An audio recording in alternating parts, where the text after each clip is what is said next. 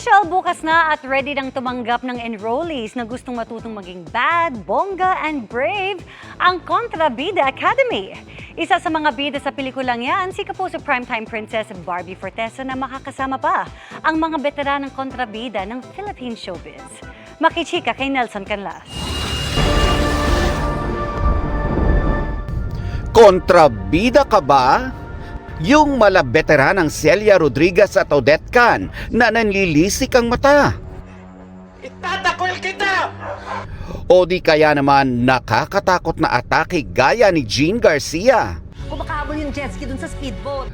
Nakapanggigigil sa inis gaya ng ginagawa ni Pinky Amador. Na siya ang dahilan kung bakit namatay si Lolo Pepe?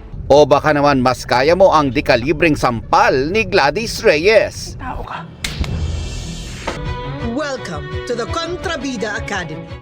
Kung hindi at ayaw mong maging api-apihan in your life, let the experts teach you.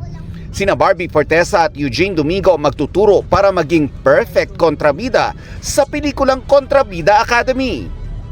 Kayo ba mga artista, pangarap nyo yung magkaroon ng isang iconic kontrabida role? Oo, I think. Oo, parang isa siya sa mga, ako personally, isa siya sa mga characters or roles na gugustuhin ko na mapalagay sa aking profile, ganyan. Yung parang, ito at least masasabi ko na nakaya ko tong gawin or at least na-experience ko siyang gawin, ganyan. Kasi gusto ko rin syempre ma-explore ang iba't ibang characters, hindi lang basta mabait, ganyan. First time ni Barbie to play a kontrabida years ago sa seryeng Heartful Cafe. Kahit guest lang ako dun sa show na yun, ng Heartful Cafe, sobrang memorable sa akin nun kasi sobrang in-enjoy ko talaga yung character. Kasi nga first time kong mag-play ng villain eh. So talagang chinannel ko ang aking inner Miranda Priestley and yung fantasy ko talaga. Ano ba yung qualities ng isang magaling na kontrabida para gustong-gusto ng mga tao to? Oh my God, we're all fans of a great actress na pag nag-portray ng kontrabida, talagang ginagawa niya yung hindi mo kayang gawin bilang audience. Unang-una, ang ganda niya mag-ayos ng sarili niya, di ba? Fashionable. Yes, fashionable. Number 2, ang galing niyang makipagsagutan na tatameme ka na lang. Witty. Very witty and manipulative. Yes. And gusto ko yung sexy.